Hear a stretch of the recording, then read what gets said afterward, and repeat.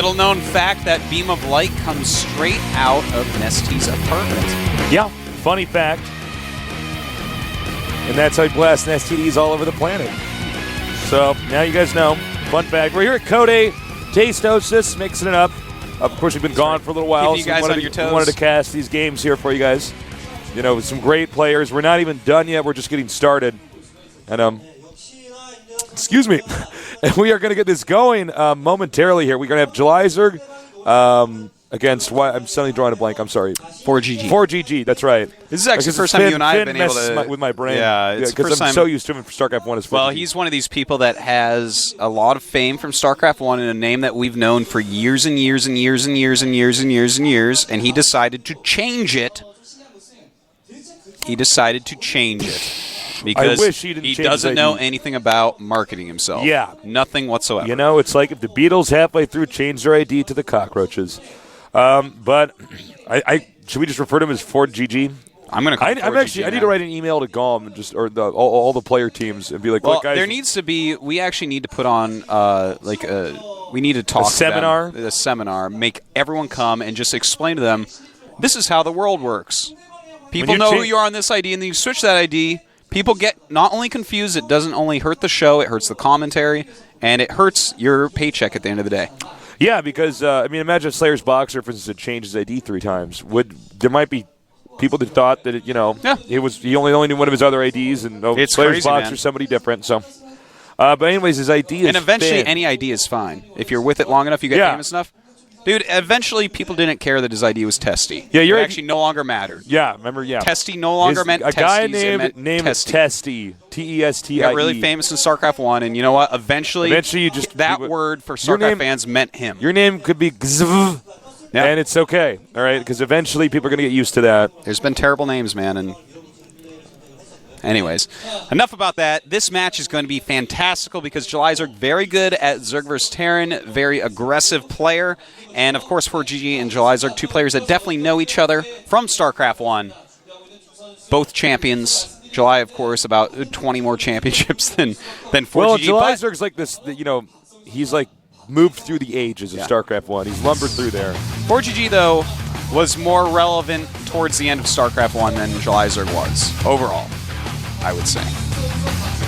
And there he is, Jalizerg. He is so talented. Such a beast. He is that. A very cheesy guy lately. I mean, he's always been mixing in a ton of all-ins, and that's something that keeps him very dangerous. Because he'll throw his all-ins actually work, too. Oh, absolutely. He's the master at using that type of super aggression. Lately, it seems like he's been doing a little bit more all-ins than usual, and also his play has fallen off a little bit because of that. If you do a little bit too many all-ins, people are just going to play standard defense against you all the time, like just as a standard, and it's going to cut into your wins. 4GG, on the other hand, he is ripping through everything so far, dominating everyone in his path. A great mechanical StarCraft 1 Terran. Now in StarCraft 2, showing out some. Look at that, he even took out Sage. 2-0. Wow. That is so impressive because Sage is a real brain in StarCraft 2. End round of 2-0 against Bolt. Wow. Yeah, he's a strong player, man. So, we'll have to see. Now he's got a Zerg opponent. Had a P and then a T and now a Z. Here we have Legend switching over, saying, you know what? It's time for a new chapter in my life. Time to go from StarCraft 1 pro game into StarCraft 2. Show these nerds what I've got. Time to get with the times. That's right. Stop using your typewriter.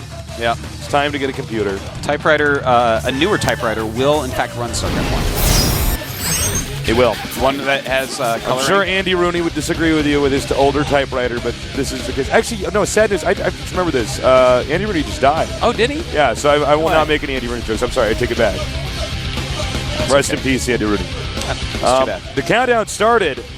Jalizerg up against Finn, formerly known as 4GG. Two legends from StarCraft 1. One been playing StarCraft 2 a little bit longer. Our player on the left, on the right. New nerd, on the block. Let's see how this game unfolds as it's done loading. And that means it's time for us to go into the StarCraft 2 game. Get ready.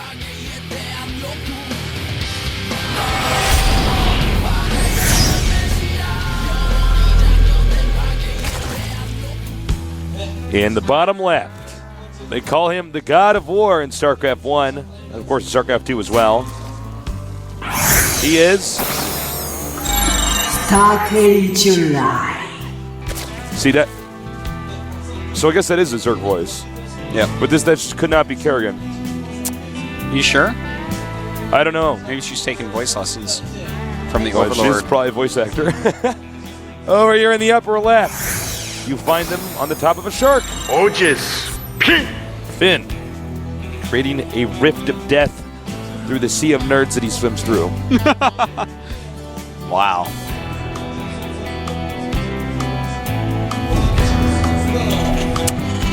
Oh, wow, that's actually interesting. Yeah. More votes for Finn than for July. I'm not too surprised. People are really getting on the Finn bandwagon right now. He's been kicking ass, and there's a lot of hype because he was doing pretty well in StarCraft 1 when he came over. I would never count July out, though. I think that actually what they put there, 56 to 45, I think it might be a little bit more in Finn's favor, and I haven't even been watching his games yet. But just based upon how poorly July has done recently, I would say it's maybe 55-45 or maybe 60-40 for Finn or ForGG. My brain is actually going to break casting this game. So guys, definitely check out the Blizzard Cup. Oh yeah, that's going to be so much fun, man. That is And, like the sickest All-Star tournament. I'm so happy to have Stefano and Nanoa in it. Yeah. It's going to be a blast. Yeah, I'm especially excited to cast Naniwa's games. I'm excited to see how Stefano will do in Korea. This is his first foray over here. So, I mean, he's done well at those international events, which had some Koreans at him, but, I mean, has he been against Nestea yet? You know? No, I mean, Of course it's going to be interesting. There'd just be an explosion. Everyone would be like, ah! So we do have a Reaper on the way. How many he will make, we do not know yet. He's already got one out of the map, right? Or no, I'm sorry. No, he does yet. not. That's in a city. Excuse me.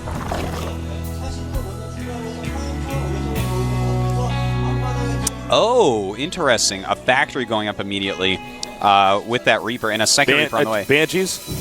I'm not sure if it's going to be Banshees or a Hellion Reaper, because Hellion Reaper can you be know pretty what? nice. That's interesting. And in fact, it might be that build that we've seen very rarely, but when we do, it seems to kick so much ass, where you also do get a Banshee, but you have some Hellions and some Reapers, and it's just this attack everywhere, quickly type of craziness.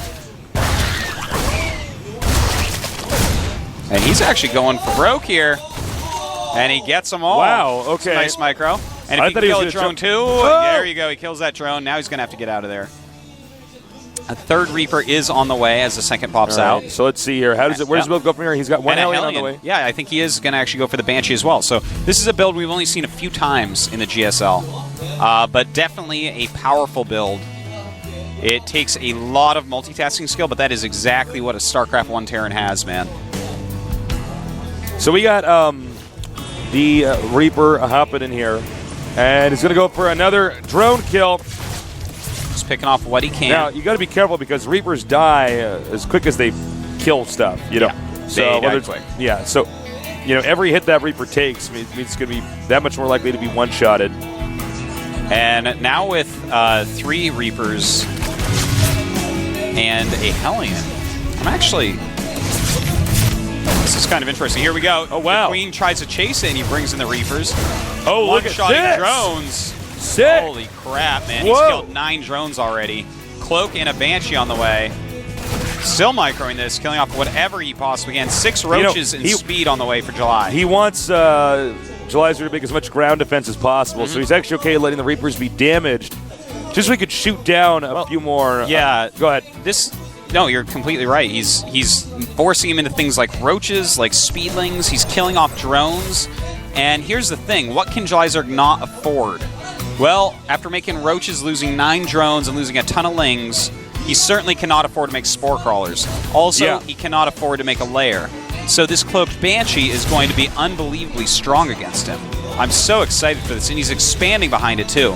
Now, One July scary is thing is countering the roaches. the roaches, yeah. So I would assume the next bit... Uh-oh. Now the roaches are going to give Jlyzerg enough time to get up air defense, but the Banshee is going to completely tool these roaches over. I mean, it's The roaches are all going to die. He might even... Oh, wait a minute. That Tech Lab's already taken damage. I wonder if he'll go for the Tech Lab. He will, Oh, that would be huge. Yeah, Stopping Cloak would be really nice. And I think he's actually going to get it. Yeah, he's definitely getting it. Oh, my God. All right. So... You know what? This might have completely backfired. Now he's inside the base. He can get a lot of SCVs, but potentially more than the Reaper's God of Drones. And getting that Sea Chank is actually a big deal as well. Second Banshee coming out finally. He will clean this up now. But he's lost a few workers here, man. He's actually lost 6 SCVs now this game. So that's a bit more than he wanted to, for sure, yeah. That definitely helped Jelizerg a bit, but Jelizerg's actually in terrible shape still. I mean, this is not how he wanted to go about this game. He only has 15 drones to 25 SCVs, so it's still very much in ForGG's favor here. Get his Sport Crawler's coming up here. And remember, even though he's going to basically hold the Banshee attack, he's taken, he had to make those spores. It's a lot of drones missing, and he's already gunning down even more drones. Well, let's see here. You know, the one thing ForGG's probably going to want to do here is get Siege Mode and then expand. I'd really love to see him do that. It'd be so safe. In fact, he's still getting Cloak and making another Banshee. So he's got long-term plans for these Banshees, which is really interesting to see because you almost never see someone remake the Tech Lab and then get Cloak. Yeah, you're absolutely right, Artos. I was about to chime in on that and just say nobody would expect somebody to keep going for Banshees and get Cloak after this. Yeah. And you know what this means is that he might actually end up getting the third base as Jelizerg tries to expand. Oh, look at this. Might even take out a Queen. Oh, sick. Gets it. And, of course, he can always go home and repair a bit. More roaches on the way. This is not a good place for Jelizerg to be, and this is why I mentioned before I'd love to see Siege Mode made, but he could actually just make some bunkers at this point. He has so much. You know what he's going to do, man? He's going to do, I think, a 2-base timing push and use the Banshees to cover I think you're completely everything. right. Yeah. And it's a good choice at this point because he's already done so much damage. He's up 67 supply to 50, which doesn't seem like a ton because we have games that are like 130 to 200, but I mean, that's a lot for right now, and especially in TVZ. With this much tech out for our Terran, normally when you tech up a lot, you're giving up some supply to spend money on that tech. And look at that, taking out any creep tumors, very intelligent move. Just everything he's doing here is beautiful. Repairing his Banshees and all, rotating them in and out. Oh my God! You know, even getting the Viking, that's so smart. Because the Queen can't even chase out the Viking if the Banshees will come in and actually wreck it. And in fact, he's got 14 drone kills at this point, killing those Overlords, pushing those away. He's never going to see this coming. Well, I guess he will because ForGG didn't kill that one Zergling. But here comes the push, man, and Siege Mode is done. I am so impressed with ForGG right now. Yeah, this is pretty intense. This is Jelizerg is so dead by this push. He's trying little runarounds and stuff. That doesn't matter. Just 4 lanes, you kidding me? All right, here we go. And the Spore Crawler even getting the Spore. And look at this. He's going to make a wall with the bunkers. Oh, my God, Artosis. Yeah, and that hatchery's gone. Yeah, there's actually no way to save this hatchery. This could be GG. Very easily here, guys. Oh, certainly. We'll be seeing GG at some point. Look at that. Now the Cloak comes into play. This is actually like, we don't even have in these a layer positions, the best build I have ever seen in TVZ. GG. GG. It's been so well executed. ForGG just made Jelizerg look amateur with that play, which is just, that's impressive, man, because Jelizerg cannot be, I mean, he's amazing. All right. All right, why it said OGS on? No, it's just the I and F. It's the way that it's spaced. Oh, it's just the text we're using? Somebody get us on Times New Roman. Well, I have to say, that was one-sided. That was really one-sided. It was really one-sided. And there was no moment, really, with the exception of when I saw him break through there with the Lings and the Roaches and stop. Yeah, I mean, Cloak, the wall-in was weak, so of course he can get in, but the thing is, as the second Banshee was popping out, the air-to-ground DPS is out of control there. The damage that is dealt by those Banshees is going to clean up the Roaches in mere seconds, and even killing a few SCVs. The amount of drones that he had to sacrifice to get those Roaches, the amount of money that could have gone into getting drones instead, I mean, it never was going to make up for it. He was so behind. Yeah. And I love getting the Cloak as well. We didn't get to really see it used that much, but there's so many situations where, let's say you had a bunch of Roaches coming in there to take that out, or a bunch of Zerglings. You know, the DPS on those Banshees is going to be just unstoppable. Such an important part of it was keeping each Reaper alive. You got 3 Reapers, kept all of them alive, and then the second that there is one mistake where he's chasing a Hellion that runs by, that was a decoy Hellion. He didn't care about that Hellion. Jumps into 3 Banshees, starts one-shotting drones. Three Reapers. Yeah, that's what I meant. Yeah, of course. But then just everything, just superb. The way that he actually executed everything was beyond what we've seen from anyone else. I'm really, really impressed right now. It's such a technical build he did. The funny thing is just the fact that Finn is shooting through some of these legends. I mean, we've had July Zerg in, I think, GSL Season 5 or 6 finals. Yeah. Or Season 5 or Season 6 finals. Sorry, yeah. not he's been in 5 or 6 finals. So our map is going to be the winter version of Belshire Beach. Bring a coat, bring your Sherpa, bring a scarf, bring a hat because you lose a lot of heat through your head. Yeah. And Make get sure ready. you wear socks. Yeah. Thick socks.